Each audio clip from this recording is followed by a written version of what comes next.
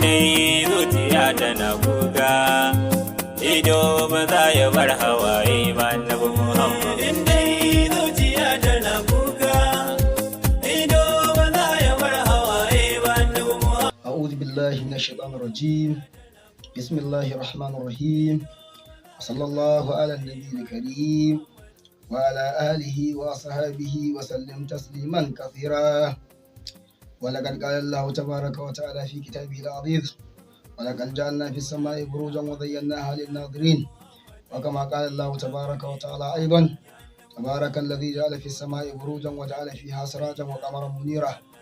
وبعد الحمد لله الذي فضل بني آدم بالعلم والعمل به على جميع العالمين، والصلاة والسلام على سيدنا محمد سيد العرب والعجم وعلى آله وصحابه نبي العلوم والحكم.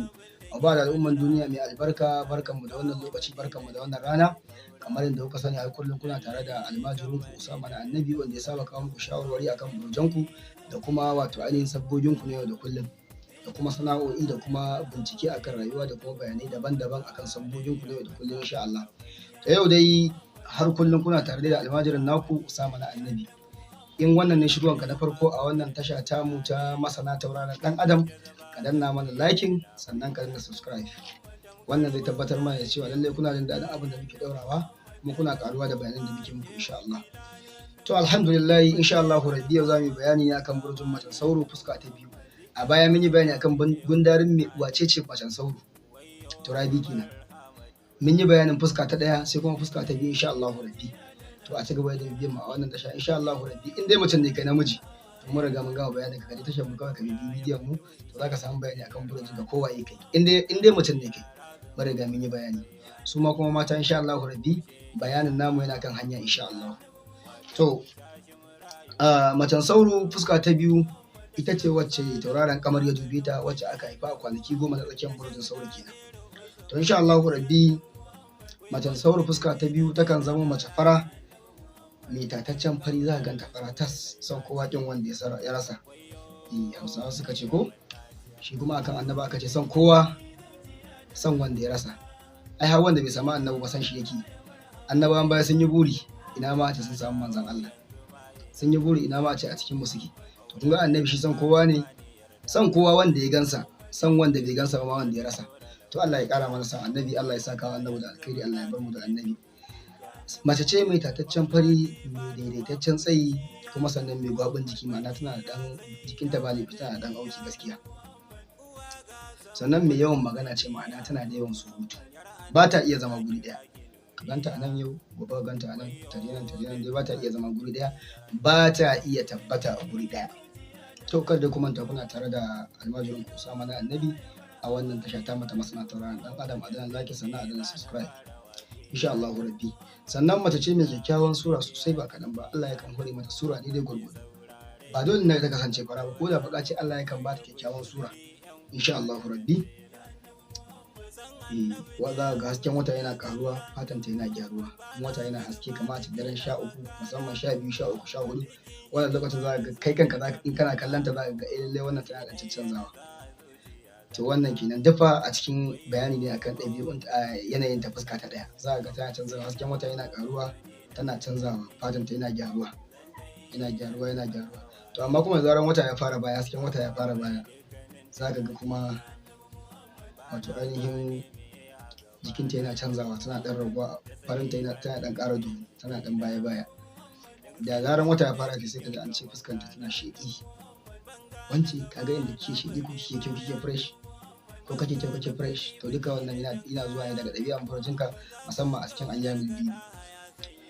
To insha Allah rabbi muna kan bayani dai. Sannan kuma macen sauro fuska ta biyu tana da tabo a fuska ko a kafada, ko wani ɗigon wani abu ko wani tabo a fuska, ko dai a kafadan ta haka nan, kafada kenan nan ko nan haka, ba dai za a rasa ba, a jikinta dai akwai za a samu wani ɗan tabo haka. Sannan mai wato ainihin mai karamin baki, za ga bakin ta dan karami ba ƙato bane ba, a wance bakin ta baki ne karami. To Allah ya bar mu da annabi. Sannan mace ce mai kyawun idanu amma kuma tana da saurin fushi, sannan tana da saurin sauka.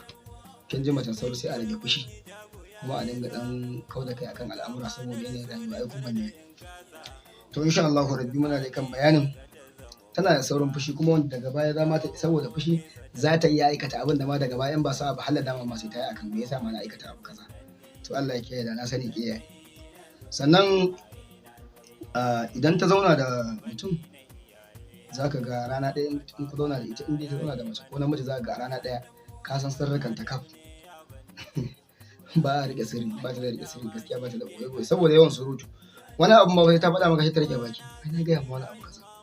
To gaskiya dai a dinga riƙe sirri saboda yanayi na jama'a ba kowa ne masoyinki ba. Sannan kuma tana da yawan bacci da kasala, aka same ta da yawan bacci da kuma yawan kasala. Allah ya kiyaye, sai a ƙara himma a dinga tashi da dare ana ibada. Ga ta kuma da yawan mantuwa, yanzu za ku yi abu ta ce mata manta. Allah sarki, to sai a dinga yawan addu'a insha Allah. Kuma mantuwan wani yakan zama alkhairi dama. Sannan mace ce mai yawan mura, musamman idan wata yana ƙaruwa, ma'ana wata yana wannan hasken za ga tana ɗan yawan mura haka, tana ɗan yawan mura. Kuma sannan mafiya yawan 'ya'yanta mata ne. Mafiya yawan 'ya'yanta mata ne, kuma idan tana tafiya za ga tana girgiza jikinta dama da hagu haka, tana tafiya za ga tana ɗan to an dai san da irin tafiyar nasu. In a sami irin wannan barci za ta tabbatar da haka, za ga tana haka hagu da dama haka. To Allah ya ba mu dacewa, Allah ya ƙara wa annabi daraja. Sannan kuma macen sauro fuska ta biyu abun so ce sosai, abun so ce sosai, ma'ana maza suna santa a wajen maza. To Allah ya ƙara masa annabi, Allah ya kai mu Madina. Ita abar so ce sosai a gurin maza, afuwa abar so ce, abar so ma'ana maza suna santa, jama'a ma suna yawan santa sosai. Idan ta taso a guri za ka ga ana kewanta, ana yanzu wacce ta barna, ana Allah a ganta. Ko saurayi take da shi za ka ga shi wani lokacin kawai burin sai je ganta kawai ya tafiya ta gaba da sabobinsa. To Allah ya bar mu da annabi, Allah ya ƙara wa annabi daraja.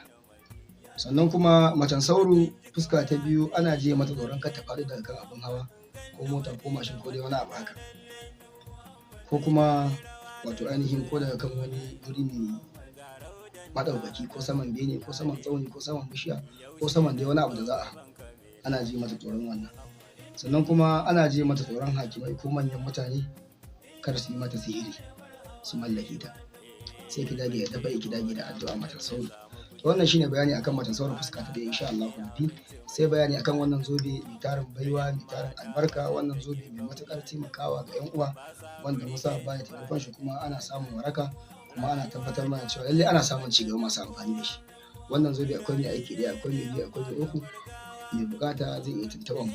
In dai ka sa wannan zobe to insha Allah rabbi ba za a rinjaye ka ba. Kai dai a rinjaye akan ka, ba dai kai ba sai dai wani. To Allah ya bar mu da annabi. Duk wanda ake so insha Allah rabbi za a iya tuntuɓar mu ta lambobin da za mu bayar a gaba insha Allah. To gare ku ɗan uwa, wannan wato ainihin majmu'a tamu ta masana tauraron ɗan adam,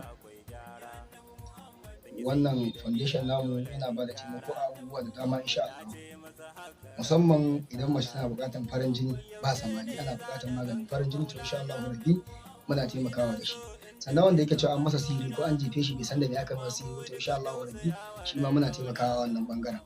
Sannan masu fama da lalurar zafin jiki wani lokacin kanka jiki yana daukan zafi, to insha Allah rabbi shi ma muna taimakawa. Sannan masu fama da shawara su ma insha Allah muna taimakawa ciwon shawara. Sannan masu fama da basir mugun ciwo kowane iri insha Allah rabbi muna ba taimako, kuma insha Allah rabbi za a samu waraka. Sannan akwai mata masu fama da wani kurji da yake fitowa musu, to insha Allah rabbi su ma muna da maganin sa insha Allah rabbi. Sannan akwai maganin sanyi, shi ma mutum yana fama da sanyi insha Allah rabbi muna da maganin sa. Sannan akwai ciwon ƙaba, shi ma mutum yana ciwon ƙaba rasa ya za a yi, don Allah ya so ya dan a gurin mu alfarma annabi sallallahu alaihi wasallam, to insha Allah rabbi za a samu waraka. Sannan sai kuma wato ainihin masu buƙatar mallaka, idan kana da mata ba ta jin magana ko kina da miji baya sauke miki haƙƙi, to za a iya mallake miki shi, to amma ki ji tsoron Allah kar ki zalunci, ko kai tsoron Allah kar kai zalunci. In mu bincika mu ga akwai cutarwa to gaskiya ba ma yi, saboda kar ma ka lokaci mun ce muna yi ka zo ba mu maka. In bincika mu ga akwai cutarwa a ciki, za a cutar da wanda za a mallake, to gaskiya ba ma yi. Sannan akwai bata sihiri, an jefa mutum da buƙari insha Allah rabbi za mu bata sihirin ya koma normal, tauraron sa ci gaba da haskawa, ci gaba da samun ci gaba da samun buɗi da kuma samun kuɗaɗe a rayuwa insha Allah. Sannan masu fama da shafan aljanu da kuma ciwon amosani da ciwon amosani da kuma shafar aljanu to insha Allah rabbi shi ma muna taimakawa kai daidai gwargwado. Sannan dafa'i wanda yake sanada ma dafa'i tsarin jiki shi ma insha Allah rabbi muna bayarwa, muna bayar taimako akan haka. Sannan kuma in mutum an sata ana so a gane wane ne ya sata to insha Allah rabbi akwai abin da ake asirin mutum zai tuno. To Allah ya bar mu da annabi, kar ku manta dai a wannan tasha ta mu idan wannan shigo ka na farko ka danna liking sannan ku danna subscribe.